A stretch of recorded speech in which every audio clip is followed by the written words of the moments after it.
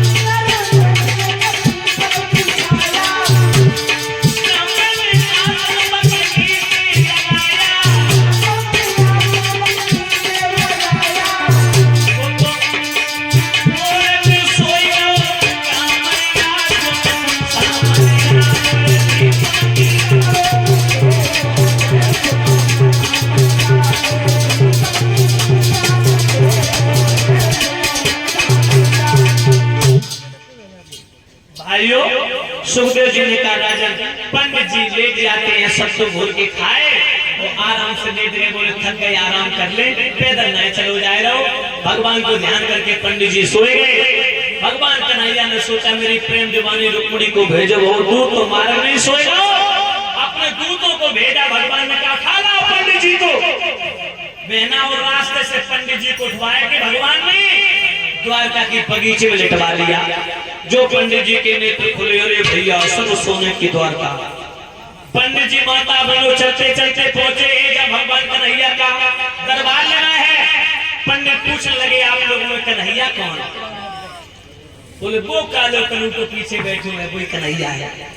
पंडित जी भगवान के पास में पहुंचे। भगवान काले तो आते कछुए अंधेरे में बैठे रहे। जो भगवान को पंडित जी देखो कहने लगे हाय मोरी ठग गई, बिटरिया ठग गई।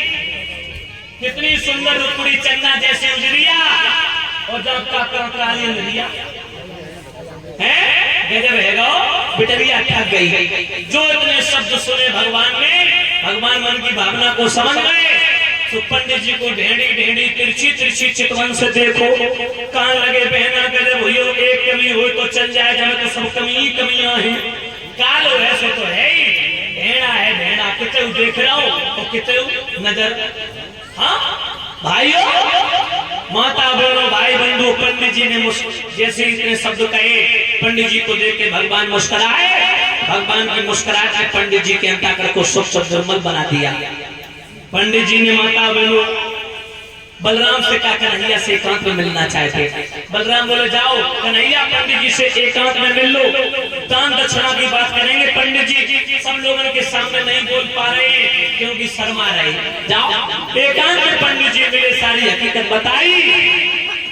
बोले रुक्मिणी ने मुझे भेजा है, चिट्ठी लेके आए कुंदनपुर से। हम महाराज जो भीष्म की कन्या रुक्मिणी तुम्हें दिल से प्रेम करती है, उसके माता पिता की इच्छा है तुम्हारे साथ में सगाई हो, लेकिन उसका भाई रुकुम पापी अपने साले शिषपाल के साथ उसका विवाह करना चाहता है। भगवान बोले हम तो जाने ही पाएंगे। बोले क्यों? बोले बलराम भैया जाने नहीं देंगे। पंडित जी बोले कोई उपाय? बोले जब चलना तो जब 4 से 10 खेत निकल जाओ, हम सब लोग तुम्हें विदाई के लिए चले छोड़ने के लिए, तो आप पेट पकड़ के बैठ जाइयो, जोर जोर से खांसन लगियो और बहाने बना लियो कि हम बीमार हैं। तब बलराम से आज्ञा पाए कि हम तुम्हें कुंदनपुर छोड़ के चलेंगे और कैसे विवाह और दोनों कर लाएंगे। पंडित जी ने माता बहनों सारी हकीकत बताई। सारी रात बीती थी, भोजन पान कराया और भोजन पान कराने के बाद में भाइयों सुबह हुआ। पंडित जी विदाई लेकर के चले हैं। सुखी रहो, आयुष्मान। बेटा यंस, जिनके यहाँ कथा का अनुष्ठान चल रहा है, जो ये हमारे सतीश चंद भैया के बेटा है, जो ये यंस के कर कमलों के द्वारा 551 मुद्राओं के हाथ से व्यासपीठ को सम्मानित कर रहे हैं। भगवान इस बेटा को दीर्घायु प्रदान करें, ये शिक्षित बने, शिक्षा दीक्षा को प्राप्त करके अपने माता पिता दादा दादी परिवारजनों का नाम रोशन करें। अंश, यंस और पंच, ये दोनों बेटा व्यासपीठ को सम्मानित कर रहे हैं। भगवान इन्हें सद्बुद्धि प्रदान करते रहे, पढ़ लिख करके शिक्षा दीक्षा को प्राप्त करें, अपने माता पिता परिवारजनों का नाम रोशन करें। ये ठाकुर जी से कामना करेंगे, सदा इनके जीवन में मंगल में घड़ियां खिलती रहे, ये परवाह धर्म के रास्ते पर चलता रहे, माता लक्ष्मी धन दौलत से भंडार भरती रहे। बोलिए भगवान की। आरब राजपूत मिराबली निवासी इसी ग्राम से आरब भाई 51 मुद्रा दे के व्यासपीठ को सम्मानित कर रहे, भगवान कन्हैया सुख और शांति प्रदान करते रहे, यही कामना करेंगे ठाकुर जी से। ध्यान रखना भाई, सुखदेव जी समझा रहे राजा परीक्षा, पंडित जी को विदा किया। सुबह पंडित जी ने कहा, बलराम मुझे आज्ञा दे दो, मैं घर जाना चाहता हूँ।